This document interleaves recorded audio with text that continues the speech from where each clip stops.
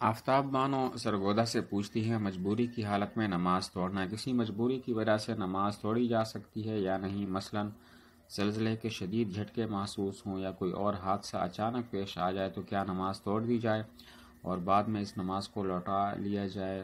سوال کا خلاصہ یہ ہے کہ نماز کسی عذر کی وجہ سے توڑ سکتے ہیں، مثلا زلزلہ آیا، شدید جھٹکے محسوس ہوئے یا کوئی حادثہ پیش آیا تو اس دوران اگر نماز توڑ لی جائے اور بعض میں نماز قضا کر لی جائے تو کیا یہ جائز ہے؟ جواب: زلزلہ یا کوئی حادثہ دوران نماز پیش آ جائے تو نماز توڑ کر جان بچانے کی تدابیر اختیار کرنا جائز ہے۔ یعنی کوئی حادثہ ہو، زلزلے کے جھٹکے ہوں تو اس وقت نماز توڑنی چاہیے اور پھر جو ہے اپنی جان کو بچانے کی فکر کرنی جائز ہے۔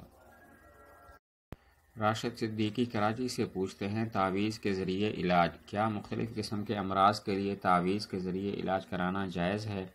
بعض لوگ اس سے منع کرتے ہیں، بعض لوگ دم بھی کرواتے ہیں، اس کا شرعی حکم کیا ہے؟ خلاصہ سوال یہ ہے کہ تعویذ کے لیے بیماری کا علاج کرنا کیسے ہے؟ کچھ لوگ تو بالکل منع کرتے ہیں اور کچھ لوگ دم کرواتے ہیں، تو یہ جائز ہے یا ناجائز؟ جواب یہ ہے کہ تعویذ کے ذریعے علاج تو جائز ہے، مگر اس سلسلے میں چند باتوں کا خیال رکھنے کی ضرورت ہے۔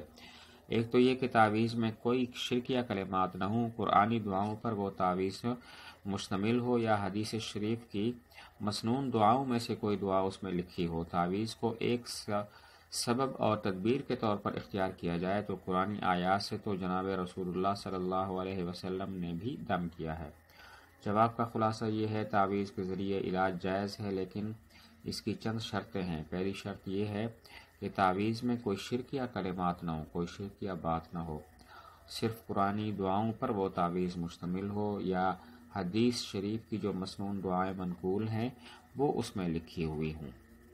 اور دوسری شرط یہ ہے کہ اس کو مؤثر نہ مانا جائے کہ بس تعویذ تو اثر کرتا ہی کرتا ہے، بلکہ اس کو ایک سبب اور تدبیر کے طور پر اختیار کیا جانا چاہیے۔